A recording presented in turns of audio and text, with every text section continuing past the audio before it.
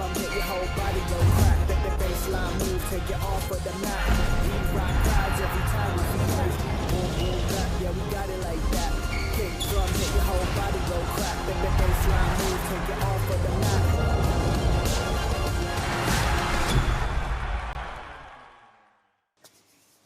Yes, people, it feels good, right? It's hot outside, and of course, you're here for another episode of the Heat Check. I get extra energy when I come to work and the weather is good, and I also get extra energy when basketball feels like it's going back to normal. We've had celebrities courtside, we had upsets in the first round, players entering the postseason for the first time and announcing themselves on the big stage. NBA basketball is well and truly back, and so is my whole team. So shout out to the Heat Check guys here with me each and every week. The point guard guru and the three-time NBA champ, BJ Armstrong, the hoop genius and host of the Snapchat phenomenon show, known as In the Paint, Mooncey, and Mr. Cool Vibes. But I'm going to give you a new title this week. I know you said not to say it, but I'm going to shout it from the hilltop, MVP of Mooncey and Ovie Soko. That's it, remain humble, my guy. I see you. But look, it's good to be back with you, Kings. And like I said, sun is shining, so I'm feeling good.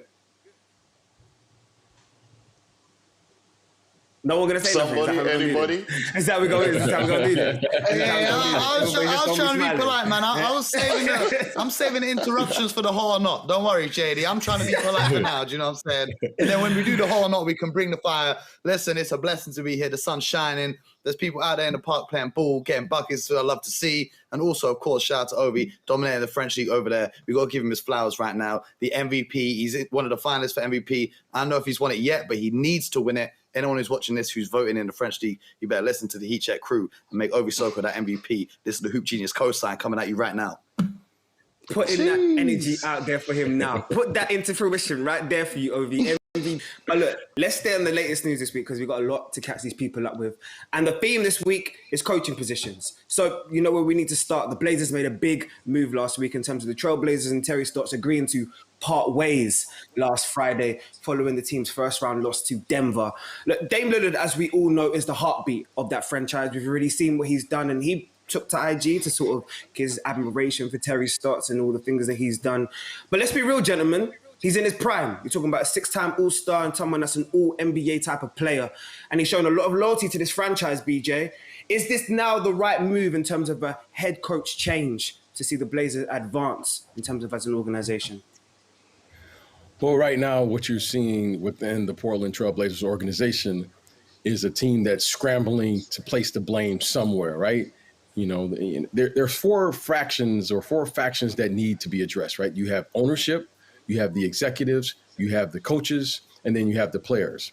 If one or all of those factions aren't on the same page, there's going to be some blame placed somewhere. Right now, the blame came on the coaches.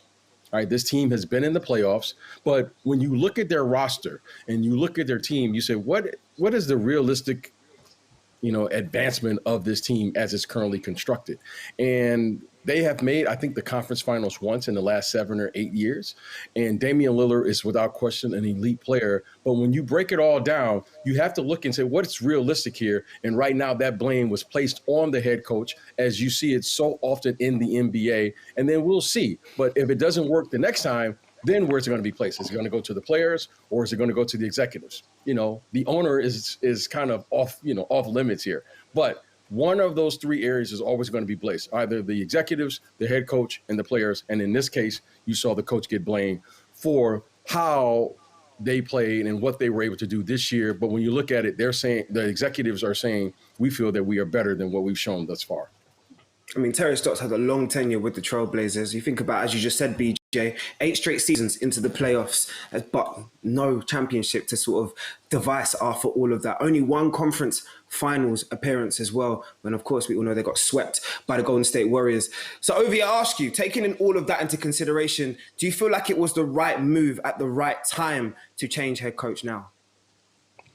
I think something had to be done, especially when there's expectations that automatically come when you have elite talent on your team. I think something had to be done and a change had to be made. And like BJ said, at this point, it could possibly be a bit of a blame game. And ultimately, the coach is the easiest piece to move around when you look at sort of the different factions that BJ spoke about. So whether it was really, whether this is the key change that's going to mix everything up, because me personally, I think there's a couple different things that they probably need to look to do as far as mixing things up to help Lillard get to where he wants to be, or the whole team to where they want to be. But it was just unfortunately the move. I think that makes sense, as of right now. So on Friday, I think Dame was very honest, not just on social media, but obviously we know that he told Chris Haynes as well, in terms of from Yahoo and ESPN, about the wanting to move on and the wanting to turn around and find a better direction. Mo, I want you to take us forward now. Yeah, we know Jason Kidd was a front runner, but has taken himself out of contention to be the next head coach. Which direction do you see them going, and what's an alternative prospect in terms of with the Blazers' direction overall now? I'm going to tell you this right now, JD. It doesn't matter who is the next coach of the Portland Trail Blazers. The issue is not the head coach. And Ovie and BJ have been really nice and respectful, saying all these nice things. Listen, I'm here and I'm going to place some blame. I'm going to keep it 100 because it's the only way I know how to keep it. This roster simply is not good enough to compete in the Western Conference. The roster has not been good enough over the past 8 years to compete in the Western Conference. You've got Damian Lillard, who's a bona fide superstar in this league. And the second star on the team is CJ McCollum. Now, with all due respect to CJ, that's my guy. I have a lot of respect for him. But that just isn't a great fit in a backcourt pairing. To have two guys in your backcourt that are both scorers, who both need the ball in their hands, and both of them aren't the greatest defenders in the world. When you look at a player like Dame Lillard, if we look at Stephen Curry, the reason the Warriors are so successful is because they've got a backcourt partner for Stephen Curry and Klay Thompson can take on the harder defensive assignments. So, first of all, just from a fit perspective, I don't think that backcourt really works very well. And then when we're looking at the rest of the roster, who are the best wing players that have been on the Portland Trail Blazers over the past few years? I don't think you could even name a few of them. And then when we look at the bigs, Nurkic, I like Nurkic a lot. I think he's very underrated, but he's not a star in this league. He's injured more than he's healthy as well. So when I'm looking at the roster, it's just not good enough to compete with the elite teams in the Western Conference, and blaming the coach for not doing it. It doesn't matter who's going to coach that. You can go get Phil Jackson if you want. You can go get whoever you want. You can go get the best coach in the world. A coach can only coach the players that are available to him. And yeah, you have coaches that can make players overachieve, but at the end of the day, in this league, it comes down to talent. And you want to have as much talent as possible on the roster. And the way that the Blazers team is set up right now, it doesn't matter to me who comes in that door. They need to make changes to the roster before Dame Lillard finally has enough and says, I need to get out of here and go win a championship somewhere else. I mean, that's an interesting conversation. I also thought Nurkic's post-match interview in terms of the final one for the season was very interesting as well, Mo. Just the way that he was talking about wanting a change of direction. I just thought it was very open and very honest. And look, there's a lot of things that need to shake up within that Trailblazers organization right now. But talking of massive shake-ups, I don't think I've seen a shake-up like this in the NBA for a long, long while. And Mo Mooncey, I need to come to you because it's time to talk about the Boston Celtics. Danny Ainge, we know how much he's given to the game as an executive, as a president of operations, as a player for the Celtics. So him retiring, that part wasn't really entirely surprising. But I feel that the change that occurred straight after that in terms of Brad Stevens stepping into the new role as president of basketball operations was a surprise to a lot of people. People have questioned him, Mo, this year in terms of his performance on the court as a head coach, as we know of the last 8 seasons. But what are you now making of his move upstairs to redirect your franchise as the president of basketball operations? I like the move. I mean, it was a surprising move at first, but I can see the logic. You want to maintain some level of consistency. You don't want too much of a drastic change. If you're going to change general manager, you want someone to be able to continue to guide the ship in the direction that it was moving. I was surprised that it wasn't Mike Zarin or one of the other guys from the front office. But I think, first of all, Danny Ainge is an amazing basketball mind. And in my opinion, he was so good at being a GM that no one wanted to trade with him anymore because they were all scared of getting finessed. So let's just get that one out there because everyone on Twitter loves to make jokes about him and whatnot. But he's an excellent general manager inside the NBA. When you look at what he's done over the course of his career, he's been fantastic. And he's leaving the Celtics now with 2 All-Stars under the age of 24. He's left them in a fantastic position. And if you know Danny Ainge and how much he loves this game, he's not leaving. He's still going to be there whispering in Brad Stevens' ear. He's still going to have some level of influence, even if he's not got the job title behind it. Brad Stevens is an excellent basketball mind, and I think one of his strengths is making players live up to their potential and even exceeding their potential. So when you're a competing team now and you're going to have late draft picks in the first round, or obviously this season was a little bit different, but I think he's going to be doing a good job in that front office. And in terms of the head coaching role now for the players, I believe it's time to bring in someone when you've got a superstar like Jason Tatum and you've got a star like Jaylen Brown. I think it's time to bring in someone who's been there and done that. That's why I was saying earlier in the week that I want to see someone like Chauncey Billups come in and take that head coach role, just so it's someone that's been there and done it and won an NBA championship that the players can now see. I've been here, now you have to listen to these experiences. With Brad Stevens, he's a fantastic NBA mind and a fantastic NBA coach, but it is exhausting. He's been doing it for 8 years now. He's been doing a great job for 8 years, but I feel at some point, just a little change of voice in the locker room may be beneficial to the players. So it's going to be interesting to see who they go with. But I like the direction that it's going in. I don't think there's any reason to panic. I don't think there's any reason to overreact. I think Danny did a great job, and I think Brad's going to continue to keep doing a good job, even though he's in the front office now. Mo, tell everybody to plan their 10-year journey, man, because you think about that transition from the NCAA championships at Butler to now, obviously, president of operations at Boston Celtics. It's an incredible 10 years for, as you said, a great basketball mind. But talking of great basketball minds, Ovie, I want to get your reaction to another massive coaching news that we know that has developed within the sport. And there isn't many individuals in terms of in the sport that deserve more of a farewell tour than the next individual I'm about to turn around and say. Coach K, as we know, is retiring as the head coach of Duke. And just to put it in perspective for everybody in terms of the impact that he's had on the wider world of basketball, 40 years he's been doing it, over 1,100 games he's won, brought home 5 national championships. I actually just finished watching the Christian Laettner ESPN documentary. It was just incredible again. Now I think about that transition. And 3 Olympic gold medals just to top everything up on top. Ovie, as someone who's played in that NCAA system and you know the impact that Coach K has across the whole of basketball, just think about his legacy, just your thoughts on now him retiring. He'll be missed. He'll definitely be missed.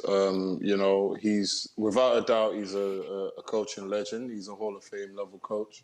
And I don't think you can really, he's one of those names that rings throughout the game. I don't think you can talk about basketball at a good level for too long without really mentioning him at some point. It is one of those things that, I think we just need to appreciate him for the last year that he's planning to hang around. And, best of luck to whoever is his successor, whoever's coming next. I know he's definitely got big boots to fill, but, he's definitely one of those coaches that's changed the game. So, man, huge shout out to Coach K, man. I mean, just think about the brand of Duke basketball, and alongside probably the Yankees, the Knicks, probably the Lakers, it's up there. And look, I'm telling you now, I follow a college basketball team. For some reason, I hate Duke. I'm not even I never even played in the NCAA system, but that just shows you the impact of what excellence can do. And success sometimes breeds envy. So look, that is all down to Coach K and what he's done in terms of taking basketball in North Carolina, obviously, to another complete level. And speaking of coaches that deserve their praise, BJ Armstrong. I think we need to head to New York real quick, right? Because we know now who's been appointed as the 2020-2021 Coach of the Year. And it's none other than Tom Thibodeau. Yeah, we know what time it is when New York basketball is good, the whole NBA is good. Yeah, so I need your reaction right now, BJ. I need your reaction right now, BJ. Yeah, Coach of the Year. Yeah, Coach of the Year, Tim. You know what?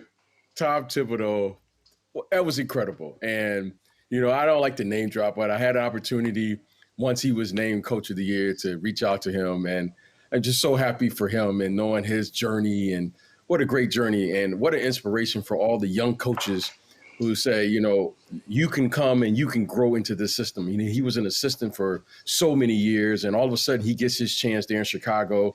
He begins the Coach of the Year in Chicago. He coaches a young MVP in Derrick Rose. He gets, fired there in Chicago, resurfaces in Minnesota, and all of a sudden in Madison Square Garden, in the Mecca, lights. And come on, the bright lights. Everyone counting them out. And all of a sudden, out of nowhere, he's just raised up, and he's now the Coach of the Year. And what an incredible journey. What an incredible story. So congratulations to Coach Tibbs. It's incredible to watch what he's been able to do, but it's a phenomenal story. And, I know Mo is a Boston Celtics fan, but the Knicks are coming for you. They're coming for you right now. They're coming for the Celtics, in the Atlantic, and to restore that, tradition of New York and Boston and all those, great teams of yesteryear. So it's great for the New York Knicks, and it's great for Coach Tibbs. He's one of the people because of the way he coaches. He yells, he screams, and he is what I refer to as a basketball lifer. Coach Tibbs is a lifer. He's going to be coaching in a gym somewhere, for the rest of his life. That's what he does. So congratulations to him. Congratulations to the New York Knicks organization. And I'm looking forward to what they're going to do next year. So there's a lot of optimism in the air in Gotham, and I'm loving every moment of it. Man, improved by a clear 20 wins this season. There's no two ways about it, the impact that Coach Tibbs has had this year. But also shout out to Monty Williams, of course, who came second, and Utah Jazz coach Quinn Snyder, who came third, because they both had excellent years as head coaches in this league. But ladies and gentlemen, I know I hype it every week, but this week, I know it's going to be good. I know it's hot outside, but these hot or not takes, trust me, this is something you're going to want to see.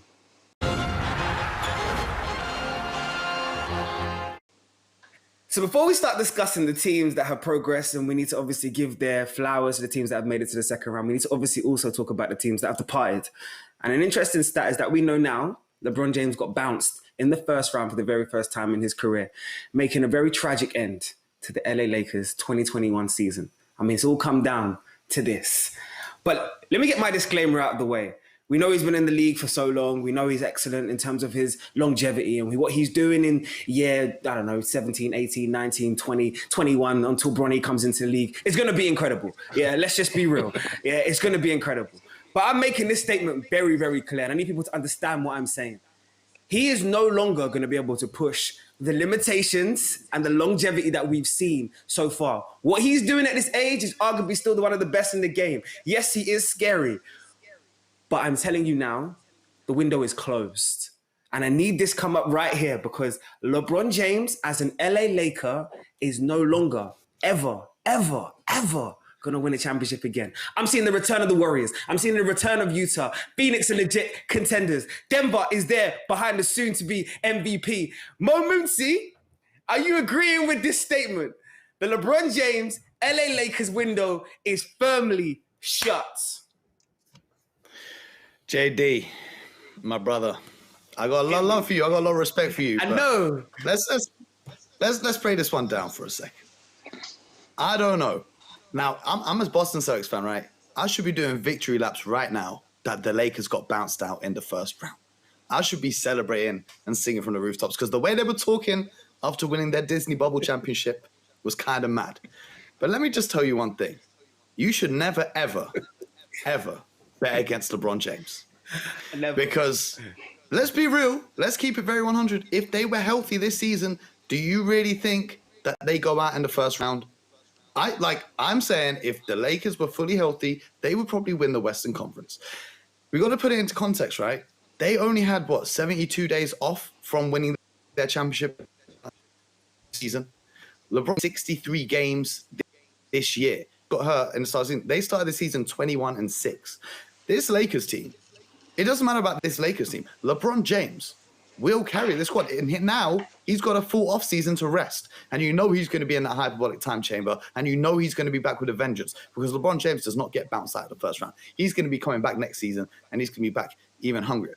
But I hear what you're saying. I do hear what you're saying because for looking forwards now, they've got only 5 players under contract for the next year. Their luxury tax bill is going to be like $140 million. You've got guys like Montrezl Harrell now who's got a player option who might be looking elsewhere for a bigger role. You've got a bunch of different free agents that are due to get paid. I mean, guys like Alex Caruso and Talon Horton-Tucker, as valuable as they are for the Lakers, there's other teams around the league who are going to be trying to acquire those services. And there are numerous flaws in the team. They don't have enough shooting. LeBron James' teams always need shooters around him. They didn't have adequate rim protection. Even like Marc Gasol, who's been great for stretches, he might even be looking to retire or go back to Spain. But that's not official sources. I'm just saying that one to you right now, so no one's surprised if that does happen. So it's an interesting dilemma to be in, but I would never bet against LeBron James, and I would never say until the day he retires that his title window is closed. Add to that, they've also got Anthony Davis, who if he can get healthy is a dominant force on the NBA court. But I'm going to leave your hot take with a hot take. I believe they need to trade Anthony Davis for Mr. Damian Lillard. Oh my gosh. No way on God's green earth. And you know what? I could see that happening because Dame's game actually probably would complement LeBron James a lot more. But at the same time, I'm going to quote LeBron James here. He's the most complete player I've ever played with. They don't build that together and then turn around and say that they're going to tear that apart, man. Surely not.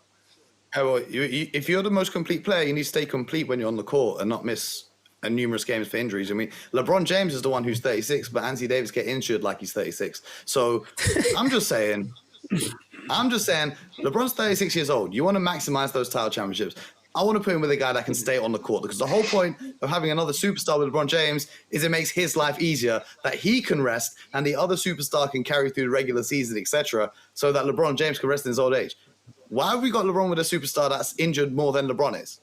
That's all I'm saying. Look, you make some valid points. I can't deny that. But, BJ, I would say one thing.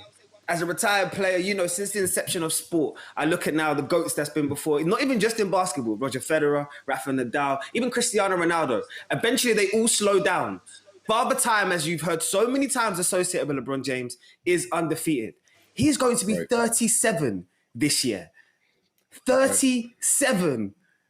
This Lakers team is still focally centered around LeBron James. And right now, it can't be, especially when he's 37 this year. So, BJ, do you agree with my hot take? LeBron James' LA Lakers championship window is closed. Well, no, I don't agree with that, JD. I don't agree with that. And the reason I don't agree with that is because of the following. When you have an elite player, right, and what you're currently seeing is we all age, every player, right? At whatever level you start at, you're going to age. Okay, what you're seeing right now is LeBron James. His room for error was so great and so big that you can basically put, maybe not the most talented players together, but LeBron James' window was so great that he could make it work. All right, great players, what do? They erase mistakes. That's what they do. LeBron James could erase whatever mistake was made in the draft, whatever mistake was made in free agency or a trade, and he could take a roster and carry that roster through the regular season and the playoffs. Now, the most important thing for LeBron James at this stage of his career is roster construction. That's the most important thing. And right now, LeBron James at 36, it's been happening now for the last 2 or 3 years. I think for sure it started when he got to LA, because LeBron James with that young roster, which turned out to not have one, but 2 all-stars on the roster, talking about Brandon Ingram was on that team. Julius Randle was on that team. And if I believe correctly, I think Jordan Clarkson was on that team. You had Ball and all of those players. So the roster construction for LeBron James at this stage of his career is the absolutely essential thing, because his room for error is not as great. You can't just put anybody out there. You have to put the right pieces. I'm going to go back to their title run. That team was the number 1 seed in the Western Conference through an 82-game schedule. And then for whatever reason, they changed that team after the bubble. They did win the championship that year. And then this is what you get. So the construction of this team, what was different about that team, which was doing an 82-game schedule before the season was canceled, they were the number 1 seed. They had shot blockers. Okay. They had Rondo leadership, and they had Danny Green. And I know Danny Green caught a lot of flack out here in LA for this. But Danny Green was a pro. He was a pro's pro. Rondo, a pro's pro. And you have to have, you guys hear me talk about it every season, like every week I talk about it. You have to have shot blocking ability, especially on the defensive end. So I think the construction of the roster is the one thing I'm looking for with LeBron, because whoever you put around LeBron now, LeBron is going to need help on the defensive end now at this stage of his career. That's a fact. He's not the young guy that's going to be running around and no, he's going to pick his moments. He needs another initiator and ball handler. That's a fact. He's not going to be just running around. And he needs Anthony Davis or whoever you put next to him to be the best player during the course of the regular season and predominantly during the course of the game, so that he can do what he can still do, which is close the game with his experience and all of those things. So the roster construction, which will clearly lie on the executives, is the most important thing. All the other stuff, LeBron, whatever, no, look, Father Time. Look, I saw Michael Jordan come in the league. He was a high-flying act. by the end of that 97, 98, he was shooting fadeaways. Each shoulder. That's a fact. That's a fact. And everyone who's played understands what I'm saying. Father Time is not going to pass anyone. Now, LeBron James has helped organizations and executives win Executive of the Year, Coach of the Year, Sixth Man of the Year. LeBron's won MVP. Now LeBron needs help at this stage of his career. He can't just carry an organization anymore like he once could. So the construction is essential. So I'm looking at two people. I'm looking at the ownership and I'm looking at the executives to construct a team around him that can get him through the regular season, because his body can't take the stress and strain. Every player understands that he has to be managed so that he can get to the postseason where he needs to be. But more importantly, the team has to be a much better team than it's ever probably been in LeBron James' career. And that's the issue. All the other stuff, I'm not expecting him to be that LeBron. I mean, he'll be 37 years of age with a ton of miles on that body. A ton of miles. So now, amount of minutes. Let's help him get through this season. Let's help him get to that place. But I will say this, if LeBron James gets to a place where he has an opportunity to win, I think he'll figure it out, even at this age. But the problem is, can he get to that point? Can he get to that point? And that's going to rely on what's around him at this stage of his career. That's the aging process. It doesn't avoid anyone that's ever played sports at any sport. You are going to get older. You're going to need help. And right now, LeBron James is not that LeBron James that we said, okay, he'll just carry these guys to the finals because he's LeBron James. Well, he can't do that anymore. I'm just concerned because I look at the teams that's around the NBA right now. We all know about the juggernauts that's out in the East. Those that three-headed monster in Brooklyn right now, they look like they're about to try and break every single record going. Yeah, we know about Philadelphia. We know about Milwaukee. And as I said earlier, the Warriors will be back next year. Utah is here. Denver is here. And Ovie, your Phoenix Suns are here. Yeah, so to get to the championship right now, if you're LeBron James, is harder than any time especially during his tenure in LA. So are you telling me you agree or disagree, Ove? Is that championship window closed as a Laker? I don't think it's closed. I think it's closing. It is closing. And like BJ said, a lot of it heavily depends on what they can build around him, which other superstars want to make moves, if anyone else is willing to take, make the sacrifices that are necessary to play, one, to play with LeBron James, and two, there's other sacrifices that come along with that, as well as responsibilities and expectations. So there's a lot of other factors, a lot more that goes into LeBron James winning at this stage, especially with all the other teams around the West. It seems like one team at a time, these teams are starting to kind of figure it out. And, the NBA is extremely, extremely, extremely competitive now. I think it's crazy because it's gone from a place where a couple of years ago there were a few teams that had multiple superstars on their team to now, if you look across the landscape, it looks like everyone has at least two or at least a few guys that are, that are big time players. I'm not gonna say everyone has the mega stars, but everyone has, some big time players. So it's definitely not gonna get any easier for him. But yeah, just to say the windows is completely closed for LeBron James, that's insane. But yeah, it's definitely closing. It's getting harder. I refer back to the meme that went viral. He's 36. Yeah, he's 36. Soon to be 37. Ladies and gentlemen, we need to at some point acknowledge that this guy can't do it by himself. But look, let's stay in LA right now because I need to clear the way and understand that there is still one talented team right now in Los Angeles. And we're talking about the Clippers. Yes, I'm talking about Clippers. I'm riding this Clipper ship by myself, it looks like right now, but it's okay. I understand that. You understand? Sometimes it takes some people a little bit late to see what I see. So look, the difference I saw in the series with the Mavs is the energy and production. Yes, we know what Kawhi Leonard did in terms of those historic numbers, in terms of elite efficiency. We get that. But it was Paul George as well. and especially stepping into that secondary role. And I can't wait to see some of my homies' face on this HeatCheck family, because I know some people on there have some smoke for Paul George. I know some people have been holding back energy for Paul George all year. So, Ovie, I'm going to tee you up first, because I need to let you go and you turn around and tell me, I think everyone is forgetting that the stage is actually set for PG-13 this year to shine down in LA. What are you saying, Ove? The stage is there. 100% the stage is set, you know. He's done a whole lot of talking, you know. I think a lot of people's issue with PG, before George, he does a ton of talking.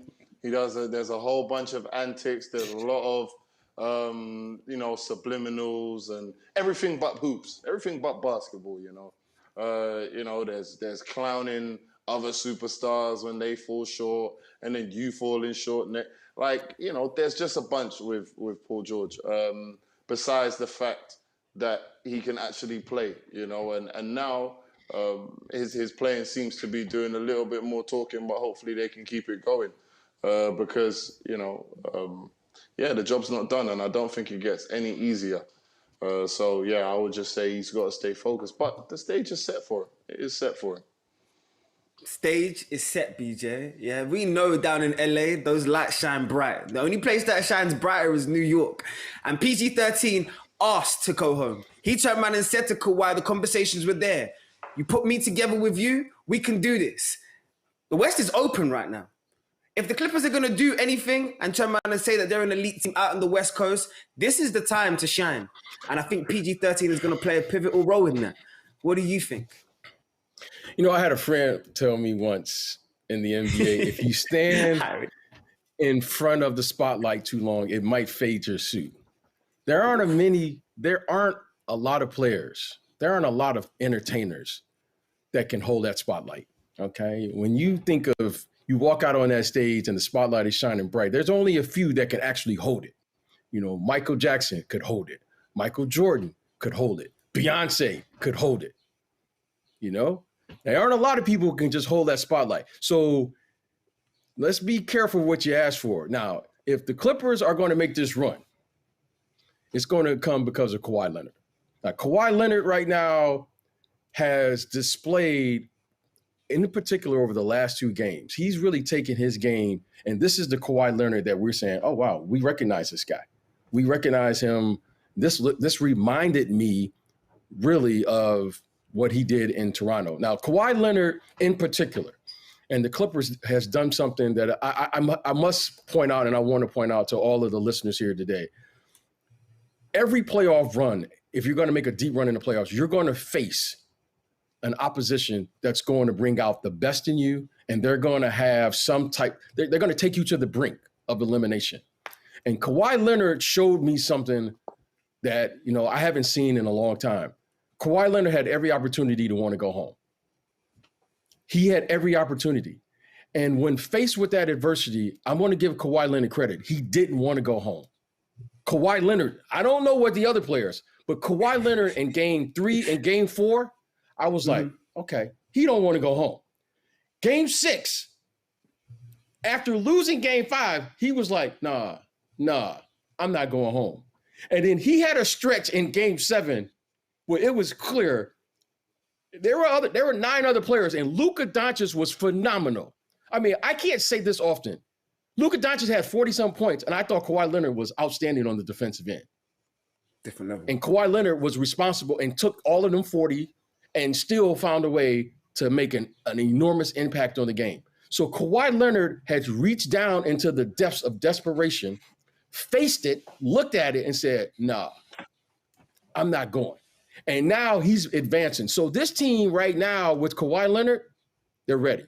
I don't know where this goes. I don't know what the other things are going to do. But Kawhi Leonard has shown me that he's willing to pay the price and do whatever's necessary to make a complete playoff run.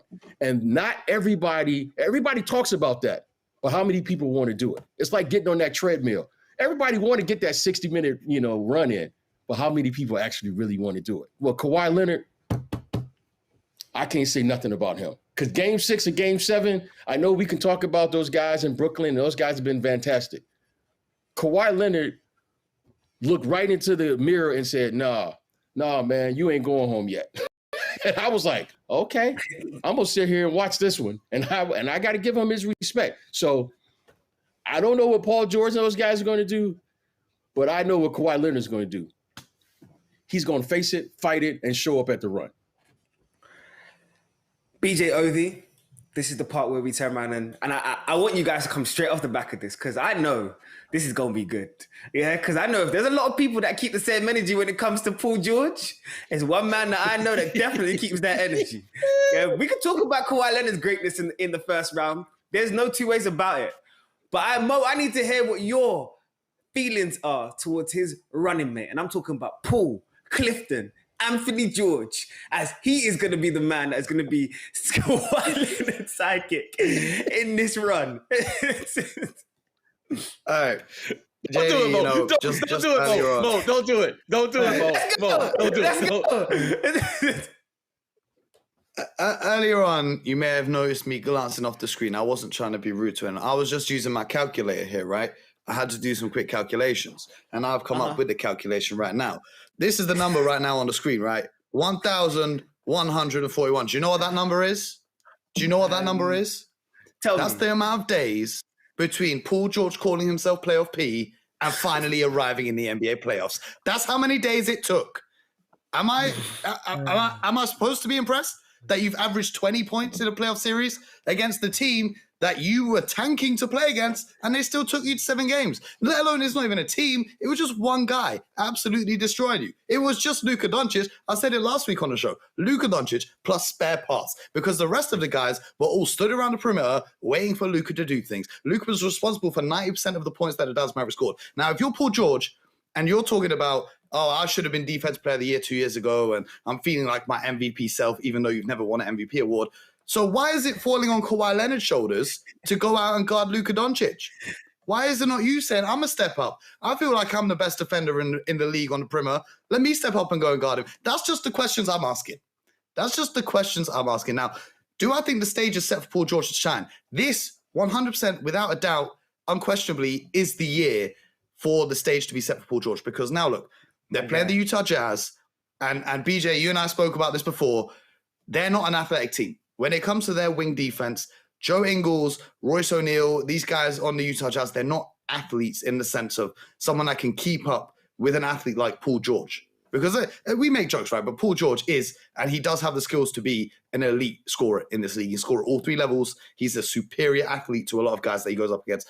So, first of all, he has to dominate those matchups. And I know in the past, Joe Ingles has somehow managed to cause him some problems. So he's got to go out and dominate that series then. And then when you go into the conference finals, if you get through that next round, the other team is going to be primarily concerned with Kawhi Leonard. They're going to put their best defender on Kawhi Leonard. So assuming that it's going to be the Phoenix Suns, they're going to put Bridges on Kawhi Leonard. So Paul George is already getting by not having the other team's best perimeter defender guarding him. He's going to have the second best defender guarding him. So he's got to capitalize on that matchup as well. And this is the Western Conference now where LeBron James is sitting at home. Golden State Warriors ain't got healthy yet. So if it's not going to happen this year, is it ever going to happen ever? So I'm not even going to be impressed. This is expected. You're an all-star in this league. You're a max contract player in this league. This is your job. Just go and do your job like you failed to do last year. That's all. But believe me this, yeah. If I see any more 3-pointers hitting the side of that backboard, you ain't going to want to have me on this show again. You ain't going to want to hear what I have to say, bro. So I'm just saying, man, go and do your job. Like, that's what you're supposed to do. Go do what you're expected to do. Because it's not really it's kind of a lose-lose, because either he plays badly and we all laugh, or he just does what he's supposed to do. That's the way I see it. Unless he surprises everyone and comes out, starts dropping 50 pieces and starts carrying the team, then I will have to call it like I see it and put my hands up and say, listen, I was completely wrong. But I can only go on what I've seen. And I've seen him play well. He's not played badly. He's played good basketball. But have I seen him play like a guy who's given himself a nickname to be one of the elite playoff performers in this league? Went to 7 games against the Dallas Mavericks. Ooh, well, they've got an interesting second round opposition this time, because the Clippers will be entertaining the Jazz. And that will actually be part of our primetime preview showing this weekend. Saturday night, you can catch that game. That man right there was incredible in the first round, Kawhi Leonard. I mean, we already know about the historic percentage and efficiency that he shot. in that first round. But can he replicate it against the number 1 seed in the Utah Jazz? Saturday night, 1:30, Sky Sports Arena. You know where to find us. Whew, okay, I was ready for that one. I like that one. But look, we do have to talk about the East as well. And look, shout out to the viewers each and every time, because I love it when you guys tweet in and you give us our hot takes. And there's no series out East that went past 5 games in the opening round. I don't know if that's dominance of the top half of the conference or a reflection for how I say many people are elevating themselves in the postseason. And I said something at the top of this show. There are some people that are really taken to the postseason as if they were born for it. And when I think of the players that's doing that right now, top of that list is Ice Trae Young right now. After watching the Hawks steal game 1 against Philly, I kind of agree with what the viewers are feeling right now. I mean, they're looking at the Hawks this year, and Matty has tweeted in. He's already turned around and said the Hawks are looking like this year's Heat. BJ, what are you thinking about this one? Well, you got to get Trae Young a lot of credit. And I didn't have the Hawks advancing and playing this well this late in the season. They've really done a complete 180, okay? Starting with their coaching change back during the regular season. Nate McMillan deserves a lot of credit for how this team is playing. They're playing with structure, they're playing with discipline, but most importantly, they have toughness. Nate McMillan, I had an opportunity to play against him for many years in the NBA. He is coaching the game the way he played the game. He was a very tough player, especially on the defensive end. And then when you watch the Atlanta Hawks play, you're saying, okay, this guy is just no nonsense, and they're going to bring it. I love the way Trae Young is playing, and I love 2 things about Trae Young right now. He's controlling the tempo of the game, right? When you say up and down the court, Trae Young is doing an exceptional job of really commanding the game and the pace of the game. And then what he's doing is he's providing, clearly spacing, because this guy is shooting literally from half court. So when they are making shots, the Atlanta Hawks, they are a problem. Clint Capella is anchoring the defense. They're getting a lot of contributions from Gallinari, Bogdanovich, Collins, Hunter, Hoyter. They're just playing terrific basketball right now. And when they're making shots, they're very tough to beat. I would not be surprised if they can continue this. But I think at some point, you're going to have to start game planning for Trae Young. Right now, everyone's like, this guy can't shoot like this. But he can shoot like this. We saw it in the first round. We saw it in game 1. So I look for Doc Rivers to say, okay, we're going to do something now and see what this young man is going to do if we start blitzing him and doing something different on the screen roll. Because right now, he's shooting the ball with distance. He's pushing the pace, and he's really dictating the way the game is going to be played, and he's doing a phenomenal job. So give him credit, but I expect game 2 to be a little different, and we'll see how that turns out for the Philadelphia 76ers. Mo, all the pressure's on Philly to win game 2. I mean, look, they need to regain control of this series and regain it real quick. But do you see the comparisons in the Atlanta Hawks this year in terms of what you saw the Miami Heat do and that heroics in the bubble? From a very, very outside perspective, I can see the similarities, kind of the underdog story that not many people expected to be there. I get it. But I don't think that they're anything like the Heat. And here's the reason. Look at the Miami Heat this season. They've had an awful season. They went home in 4 games. They got swept out of the playoffs. They didn't have a great regular season either, because I feel like they overachieved in the bubble. They overachieved, and that led to them and their expectations of guys like Tyler Herro and Duncan Robinson and what they can do were really inflated, because they were then, we're an NBA Finals team. We're good. We don't need to trade Herro for James Harden. They were set because they overachieved. But with the Hawks, I don't think anyone outside of the Hawks organization was really expecting this, but the Hawks themselves, they looked at their roster last summer and they said, okay, cool, we've got a young star in Trae Young. We've got all these young guys. We've got Hunter. We've got Reddish. We've drafted well. But let's just go all money in. Word to Nipsey Hussle. Let's put all our chips on the table. So they went out and they signed Gallinari. They signed Bogdanovich. They went out and signed Rondo, who they then traded for Lou Will. They surrounded Trae Young with veteran players who can, most importantly, space the floor and score the ball when it comes to crunch time in the NBA playoffs. So they, in Atlanta, the front office, give them credit, because they were the ones who had this blueprint to say, we're not going to wait to see our young core develop. We're going to go and get a bunch of vets and try and push for the playoffs now. Now, I believe in Atlanta, they expected to be able to get into the playoffs. They expected to be able to beat the New York Knicks. I don't know if they expect to win this series against the Philadelphia 76ers, and if they do, it will be fantastic for them. But I think this is exactly on track and on par with their plan.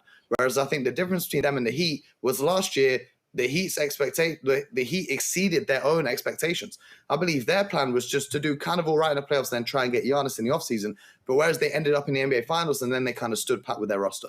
Whereas now with the Hawks, I think this fits their timeline perfectly. The vision that the front office has for surrounding Trae Young with these veteran players has been excellent. And I believe this is all part of the process in terms of building a championship contender. And I do also, while I'm here, want to give a special shout out to Clint Capella, who I think is one of the most underappreciated and underrated players in the entire NBA. And he's got his work cut out now going up against Joel Embiid in this series. I think Philly can come back and take this. You look at the second half of game one, especially the fourth quarter, which they won 41 points to just 29. If they continue to play like that, then Philadelphia can have it. But the Atlanta Hawks, you've got to give them credit with what they've done with this roster, the pieces they've put around Trae Young to space the floor, open it up, and that screen roll action with John Collins and Clint Capella, all setting picks for Trae Young, has been absolutely fantastic to watch. Ovie, there's still a long way to go in this series. I mean, game one was impressive. It had me biting my fingernails a couple times because I felt like the ATL were trying to throw it away towards the end. But how far can they actually go in terms of this Hawks team? You can win one game, but can you win back-to-back games? And can you actually win the series?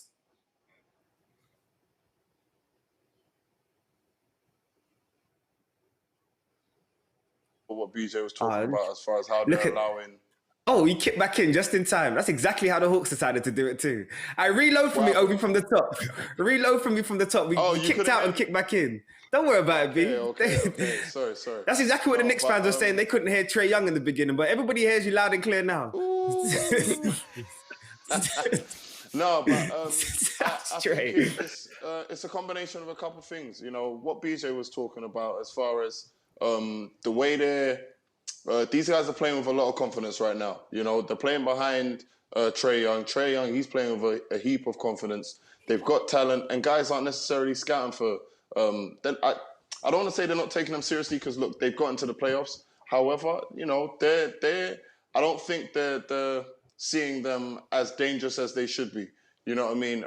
And with that being said, I think guys are going to sort of change things around and you're going to see a lot more different defensive schemes thrown at Trae Young. However, I wouldn't necessarily say they were the same as the Heat. I think they've got momentum on their side at the moment. They've got the talent and they've got the confidence on their side at the moment. But, you know, let's see what happens once, Philly, which, you know, throughout the year, they've proven themselves to be an extremely good defensive team. Once they're able to lock down on defense and sort of tighten things in on Trae Young, let's see how they sort of respond to that. Because, you know, Philly were able to score. They were able to score. So it's clearly on the defensive side of the ball, and that's when playoff games are sort of won. So yeah, let's see how things end up panning out. You know, JD, I want to touch on something real quick. Ovie made a great point here, and what he pointed out.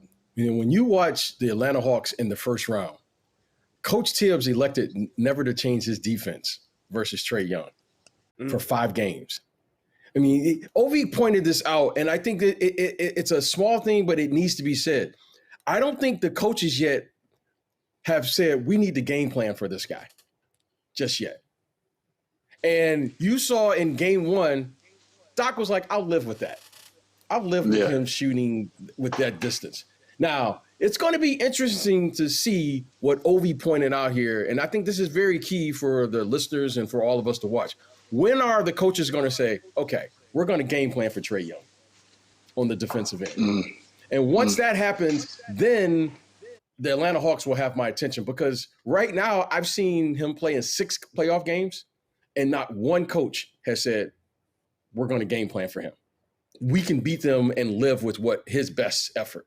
And right now, Trae Young is like, oh, this is what you guys are going to do? And he give him credit. Give the Atlanta Hawks credit now. But I think it's going to be a different game in game 2 there in Philadelphia.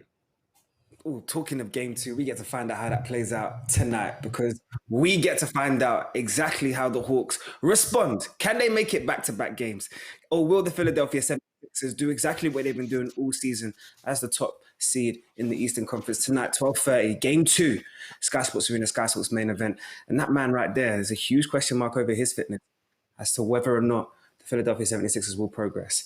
But look, talking of things that have happened over the last year, I know a year in basketball is a long time, but that's exactly what we need to do right now, because all of these teams that's progressing into the second round and hopefully beyond will know that they've come from a long way away. And that's exactly what we need to reflect on now and off the court.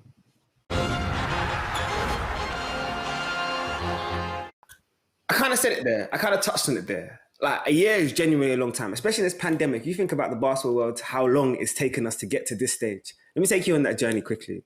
This time last year, we were working out whether or not we were actually going to have a conclusion to the NBA season. This time last year, we were still trying to digest, of course, the global pandemic, which we're still in. But basketball became the center point of it as we used the Disney bubble. I mean, this time last year, as Mo would say all the time, the Pacers' TJ Warren, he looked like Michael Jordan 2.0 in that same bubble. But being focused on some of the team directions that we saw, this time last year, we also had a question mark over the Milwaukee Bucks and unlocking, of course, the reigning, defending, back-to-back MVP, especially in the postseason, Giannis Antetokounmpo. So I fast forward a year. No, TJ Warren isn't showing the same progression we expected. But at the same time, the Bucks have definitely shown that progression. You think about the notable additions, PJ Tucker, Drew Holiday. It's looking like it's all or nothing right now. And Bucks fans will know they circled February, especially when Giannis signed that extension. They knew they've got the Greek Freak for the foreseeable future. I say all of that to turn around and say that right now they're locked into a serious series. Being 2 games down to a historic offense in the Brooklyn Nets, are we still going to have those same question marks over Giannis Antetokounmpo? And I still ask, a year on, are we still going to have those same question marks over the Milwaukee Bucks? After a regular season in which they stood head and shoulders above the rest, it's more than safe to say that the postseason campaign we saw from the Milwaukee Bucks last year left a lot to be desired. The Bucks were the number 1 team in the league. They had a top-ranked defense and a top 8 offense, and a player who would go on to be crowned both the MVP and Defensive Player of the Year. They painted a target on their backs going into the bubble of 2020, and the questions came flying in. Could Giannis take the team to a title? Was Chris Middleton the second star that they needed him to be? Would they come to regret trading away Malcolm Brogdon? Did Mike Budenholzer have the coaching acumen to outmaneuver some of the league's top coaches? After all, the situation felt similar to 2015 when he had taken the Atlanta Hawks to the 1 seed but fell in the conference finals. Those doubts flared up with a shock Game 1 loss to the 8th seed Orlando Magic in the first round, but the Bucks refocused to take every game thereafter, comfortably winning their opening series in 5. The Bucks would get the Heat in the second round. Miami were a particularly difficult matchup for Milwaukee, as the team who had allowed the most attempts from 3, they'd be facing the Eastern Conference's most efficient 3-point shooting side. The Heat were also the only team in the East to have a positive record against the Bucks in the regular season, and their athletic big man in Bam Adebayo was more than capable of frustrating Giannis. The Bucks found themselves in familiar territory after losing Game 1, but then they would fail to rally back in a dramatic Game 2. Inside the final 27 seconds of the game, Milwaukee erased Miami's 6-point lead to draw level, only for Giannis to foul Jimmy Butler at the buzzer, sending him to the line for walk-off free throws. Things would go from bad to worse in a desperate Game 3. The Bucks bottled a 12-point lead in the fourth quarter, getting outscored by the Heat 40-13 to lose yet again. To make matters worse, Giannis had been playing through a twisted ankle, an injury that would rear its head again in Game 4 to rule him out for the rest of the series. Now their primary scorer, Chris Middleton, stepped up with 36 points, including a clutch 3-pointer with 6 seconds left to win and save Milwaukee's season. However, that just postponed the inevitable. Despite the hot start to Game 5, the Bucks would fail to keep pace with the Heat, and the series was done. So what went wrong? Well, a lot of the blame does have to fall on the shoulders of coach Mike Budenholzer. He was adamant in running the same defensive schemes that had worked in the regular season, but could easily be exploited in the playoffs where teams have more time to prepare. The insistence on having their bigs drop back during Miami pick and rolls allowed for easy pull-up jump shots for Hero and Butler, as well as opening the floor up for them to find teammates. Budenholzer also tried to limit his stars to just 36 minutes a night. This is the playoffs. You got to be willing to play your stars all 48 minutes if that's what's going to help you win a game. Furthermore, when your stars are on the court, you've got to use them correctly. The Middleton-Giannis pick and roll was near unstoppable when the Bucks ran it, but Coach Bud barely ever called for this play. Add to this, the lack of elite shooting from role players, in particular one Mr. Eric Bledsoe, left many scratching their heads as to why Malcolm Brogdon hadn't been re-signed. With the state of the Bucks' loss, all eyes turned onto Giannis' contract situation. Fortunately for the Bucks, he signed his extension, but only after lengthy discussions about the makeup of the Milwaukee roster. Discussions which no doubt led to the acquisition of Jrue Holiday, a man who is very much making a difference this time around. The Bucks franchise is chips in with Giannis, and now the pressure is really on to deliver him that coveted championship. The key question now is whether or not their new setup is the answer, or are Milwaukee in store for another failed postseason? It's simple. Win 4 out of the next 5 games, and we get to find out whether or not they actually get to do that in our primetime preview this weekend.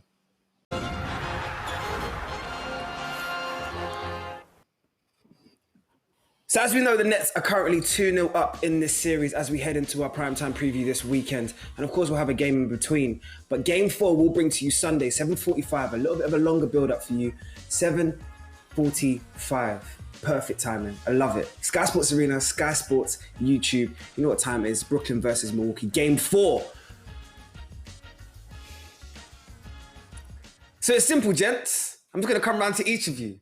It's a progression marker now. We need to find out if this Milwaukee Bucks team is serious. And BJ Armstrong, I need to know from you first. They've got everything they asked for. Giannis signed his long-term extension. You put the pieces around him. You've got technically what some people will call a big 3. I mean, this is it now, right? You've got to win 4 out of the next 5 games. Simple as. Well, when you talk about pressure in a game 3, let's set the table here. You're going to have a sellout crowd there in Milwaukee. You're down 0-2 in the series. You've played probably the worst stretch of basketball you've played throughout the the regular season and certainly in the postseason. And if you lose at home in front of your home crowd, knowing what happened over the last year, wow, there is going to be so much pressure for this Milwaukee Bucks team to win this game, right? You can already feel the tension here right now. You know, the coaching staff, the players, you know, you're talking about some boo birds. I mean, there's going to be a lot of tension here, especially if the Brooklyn Nets can come out and get an early lead. So I think when you say the Super Bowl, which is football here in America, this is the Super Bowl game 3 for the Milwaukee Bucks. Pressure, pressure, pressure. We're going to find out everything we need to know about this Milwaukee Bucks franchise here in game 3. This table has already been set. There's nothing else to discuss. There's no more what they need to do.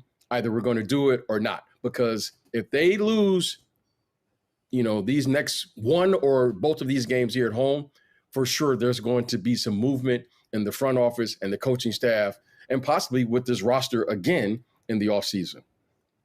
We're at a crossroads right now with this Milwaukee Bucks team, Ovie. We've seen the change in their attitude in terms of how they've seen towards the regular season and especially how they now approach the postseason. This is it. This is exactly what you've been building up towards. This is what you've been building your roster towards and building your mentality towards. It has to go down now in game 3 and, of course, game 4 in our primetime preview this weekend. Ovie, are the Bucks going to get it done? Man, this is going to be one of the biggest games of the year, in my opinion. You know, this is definitely probably to date probably got to be the biggest game of Giannis's career. There's so much, I think, on the line if you look at it from at the whole picture. If you look at even what Brooklyn are trying to do on the other side, you know, these are 2 teams with big time expectations. There's going to be a lot of eyes. Everyone's eyes are going to be on this matchup. However, do they get it done? I would really love to see them pull it out. You know, I would really love to see them pull through. But whether they're actually able to, with how KD, you know, that absolute, you know, forget the Greek freak, KD, that's a whole nother level of beast of its own. Blake Griffin is obviously surprising. Dunking on people now. Dunking on people now. He's dunking on people. He's dunking on people. Diving for loose balls. He's diving for loose balls. You know, he's doing all the scrappy stuff, playing for. Hey, hat off to him, playing his butt off for them over there. Obviously, Kyrie's doing his job, but you know, Brooklyn are looking like that team right now. You know, if we all just had to say which team, how everyone's currently playing, just do you think probably has it? You know, I think at least 2 out of 4 of us will probably go with Brooklyn. So This is a huge game. This is huge. It'll be a tough game. It'll be great to watch. Great basketball. Mo, you've had question marks over Coach Budenholzer and his direction and his ability to adapt in the big games. This is an important game where he has to adapt. I mean, blown out in game 2, embarrassingly. I mean, they were down by 49 at one point to what's meant to be contenders. Now, I'm nervous for them. And you can see it in my attitude. I'm nervous for them because I know how big of a game this is for them, Mo. But looking at game 3 and looking at game 4, technically in a playoff series, all the Nets have done is done their job. Hold home court advantage. The Bucks have to return serve, surely. Those question marks that you talk about, Jaydee, those question marks are slowly turning into full stops because as time goes by, it's evident when you see the same thing year in and year out. I can't just keep repeating myself. It's literally, you're talking about how quick a year is in basketball. Less than a year ago, you and I were sat in that studio watching the series between the Bucks and the Miami Heat, and I was telling you, he's not playing the starters enough minutes. His rotations are still bad. They're still playing the same defense as the regular season. And here we are, almost a year later, and nothing's changed. Even though the personnel may have changed, he's gone back to his old habits in the playoffs. So here's what I'll say to you, Jaydee. If they lose game 3 at home, tell the cleaning staff to have a day off on Sunday because I'm bringing the broom to the studio because they boys are going to get swept away. However, it's done. You're right. You're right. It's done. The playoff series doesn't begin until you win on the road. Brooklyn 1-2 at home. Now they need to really take on the energy of the crowd, take on some of that home comfort. They need some of that home cooking before they go out into that game 3. They need to win game 3 because the Brooklyn Nets, what they've done is they've really made a statement and got a mental edge because game 2 should have been a Milwaukee win. The reason, James Harden was out with hamstring tightness. You're missing James Harden, one of the best scorers we've ever seen on the NBA court. James Harden, who can put up 30-plus points whenever he feels like. He's not playing. He's out injured. This is your chance to take the momentum of the series. This was your chance to really take control and make a statement to the Brooklyn Nets and say, hey, listen, you guys, you've only got 2 of your stars now. But what happened instead was perhaps one of the worst player performances I've seen in a very long time. I said this to BJ last night while we were watching the game. It looked to me like how it looks when I play 2K against my little brother because he doesn't even know all the buttons. I get whatever I want. The Brooklyn Nets were simply driving to the paint, kicking to an open 3-point shooter, moving the ball, and getting easy looks again and again. The Milwaukee Bucks, they looked scared of the moment. They looked discombobulated. They looked like they did not know what was happening. They were running, I don't even know what they were running. And the times when they were running actions and sets, they were awfully designed. And they were running things like, all right, let's get Chris Middleton a post up, even though he scored 0 points in the first half. So I don't know how much longer Giannis Antetokounmpo can sit there and say, I'm happy being coached by this coach, or I'm happy with this system. I just don't know how much longer it can go on because they have made changes and they have made improvements on paper. But when it comes to crunch time, that has to materialize into real life changes. So I don't know. I just think something needs to change in Milwaukee. If they don't win the next 2 games, then Mike Budenholzer might be writing his CV up this summer. I just thought, honestly, you just gave me a flashback until when I saw Chris Middleton down in the post. That's honestly why I was like, in my head, I was just like, oh gosh, he's actually so right. He's so correct. Look, Thursday, game 3. Go through. No, I was just going to say, even for the improvements they were supposed to have made, like now if you can't really rely on your 2 best defenders to go one-on-one. They still demand attention from all over the court. They need help. You know, Giannis can't hold KD one-on-one. You saw what happened. That's like trying to hold water. And then, who's holding Kyrie? Ain't no one holding Kyrie one-on-one. Yep. And again, the other thing, like holding water. So you know, with those guys and then high IQ guys playing off the ball, shooting all over the place, you know, guys who are able to catch the ball in the middle like Brown is doing a great job of, and then being a second level facilitator and then behaving almost as a point guard from the middle of the paint. Yeah, man. Don't forget about Mike James. They're screwed. Don't forget about Mike James. It's over. It's finished. Forget about Mike James. The more I'm thinking about it, the more I just feel like, yo, Milwaukee, man. But they've got like what I just don't get is you signed PJ Tucker, right? So why are you playing like if Brooklyn are going to play small ball? Why are we playing with Giannis, PJ Tucker, and Brook Lopez all starting the game at the same time? Like, surely you would want to, if you're going to try and match what Brooklyn are doing, like, why not run PJ Tucker at the 5? Why not run Giannis at the 5 and just you got nothing to lose at this point. I'll just stick with seeing the same things being repeated over and over again and the same results coming out. Look, nothing to lose, as you turned man and said. Thursday, game 3, probably the biggest game of Milwaukee's probably recent franchise anyway. And then, of course, we're back in the studio for game 4 on Sunday so we can give you the best NBA breakdown possible. So enjoy the games on Sky this week. And, we'll see you lot on the studio on Sunday. Other than that, have a good week. And the playoffs keep on ticking, baby.